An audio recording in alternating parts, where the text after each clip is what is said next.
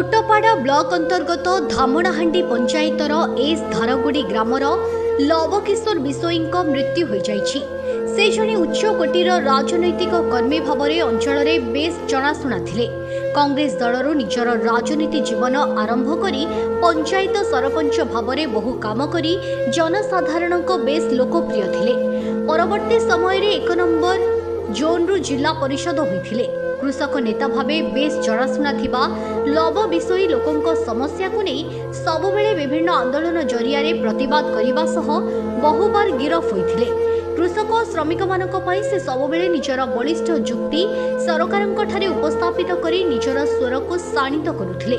कांग्रेस दल रे थाई भी जरूरीकालीन परिस्थिति को विरोध करी सेतेबेले गिरफ होई जेल रे थिबा नेता मानक विभिन्न क्षेत्र में सहयोग करी चर्चा रे थिले।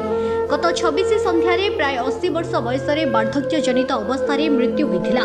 खबर पाई विभिन्न महलरू लोक प्रतिनिधि और जनसाधारण शेष दर्शन कर श्रद्धांजलि अर्पण करथिले। मृत्यु बेलू समस्त परिवार सदस्यों सह अविभक्त कोरापुट जिलार आरोग्य सेवार सहायता मनोज बिशोई उपस्थित थिले। आज 3 दिन कार्यक्रम में परिवार समस्त सदस्य मानक उपस्थिति रे शोकसभा करा जायथिबा देखिबाकू मिलिथिला।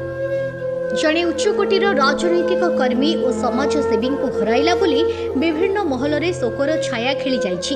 तांकर अमर आत्मार सद्गति पाई नीरव प्रार्थना करा जायथिला। मोर अजा श्री लव किशोर बिशोई तांकर अमर आत्मा पाई आज एठे उपस्थित ग्रामवासी उपस्थित थिले। कोटपाड़ ब्लॉक रो प्रथम वार्ड मेंबर आ जिला परिषद कोटपाड़ ब्लॉक जोन 1 नंबर जिला परिषद थिले। कांग्रेस सभापति थिले आ सरपंच थिले। अमर आत्मा पाई आज नीरव प्रार्थना करा जायथिला। धन्यवाद। वंदे मातरम। भारत माता की जय।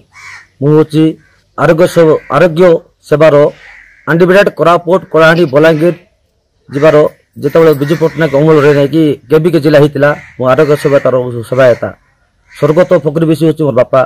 स्वर्गत श्रीनिवास मिश्र हूँ मोर लेट गुरु, मोर आदर्श गुरु और मोर राजनीति गुरु। आज बड़ सौभाग्य दिन जे ये जो जगह सुतपतर पंचायत नुआर है जिते ढामणा पंचायत थिला सेते बेल को आमर ये सुंडे धारीगुड़ी और मोर स्वर्गत लव किशोर बिशोई जड़े स्वच्छ भारत नेता थिले। जेहेतु तांकर आनुकूल्य रे बहुत लोक को सेवा करी जाइछथि।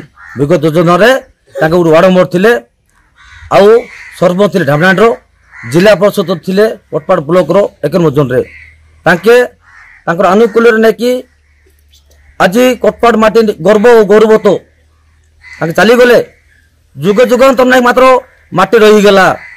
आज कोटपाड़ माटी आउ सुतपथ पंचायत नहीं कि आनुकूल्य नहीं कि जुग जुगांतर नहीं कि शुणी धारी गोड़ नहीं आनुकूल्य रहीगला।